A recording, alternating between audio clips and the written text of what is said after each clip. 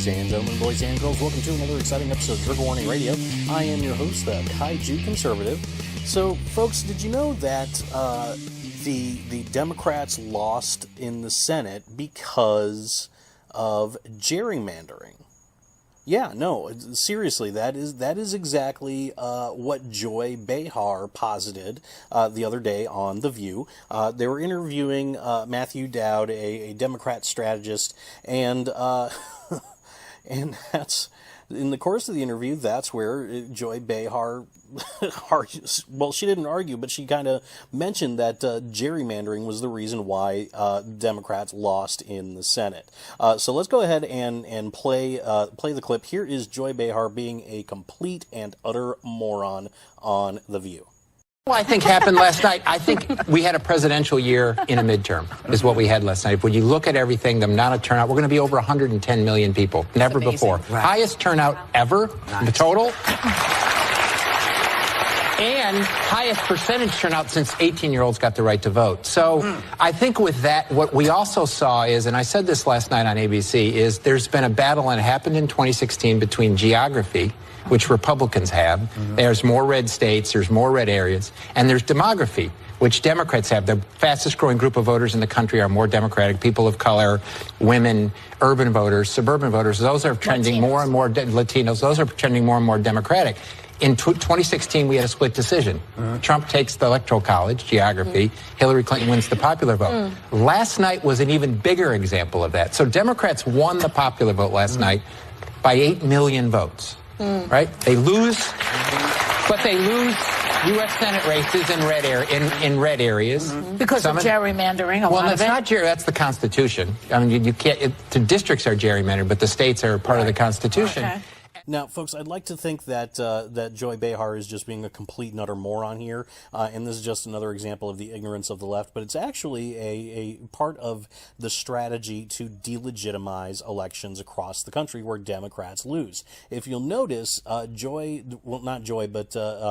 Mr. Dowd, he mentioned that Senate popular vote again, this argument that Democrats are more popular than Republicans nationally, therefore they should win more elections. Except, as I explained in my last episode, there is no such thing as the popular vote nationally for the Senate, because Senate races are decided by the popular vote in their respective states. Of course, that's neither here nor there. The left does not care about facts. No, the reason why they're doing this, and the reason why they're delegitimizing the elections, is to justify doing whatever it takes to win those elections. We're seeing this playing out in Florida right now, especially, where the Senate race and the governor's race and the agriculture commissioner's race as well are all heading to recounts because Democrats are essentially trying to steal the election from the Republicans. I believe the Democrat for candidate for Agriculture Commission, I believe she moved up ahead of the Republican candidate for Agriculture Commission because of this recount. And you know, folks, this strategy of delegitimizing the elections is kind of a roundabout way of legitimizing voter fraud on the part of the Democrats. Because if the Democrats can construct this narrative and make it stick that most of the country is liberal and that most of the country will vote for Democrats given the chance, they are justified in doing the most insidious things in order to win elections. Think back to the Minnesota Senate race that put Al Franken in office. The fraud there was so blatant that they were literally finding random cars with trunks full of ballots for Al Franken.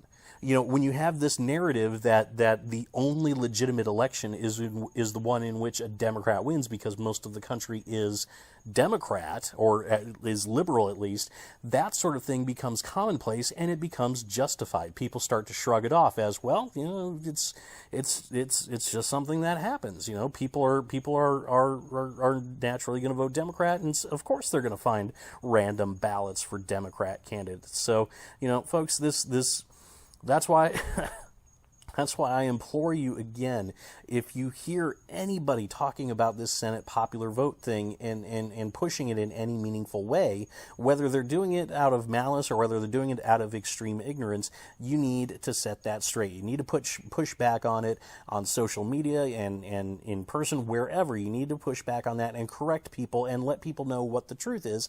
Otherwise, we will lose our democracy because the narrative shifts in the favor of the Democrats. And once that happens, it's going to be almost impossible to convince people otherwise and get our country back.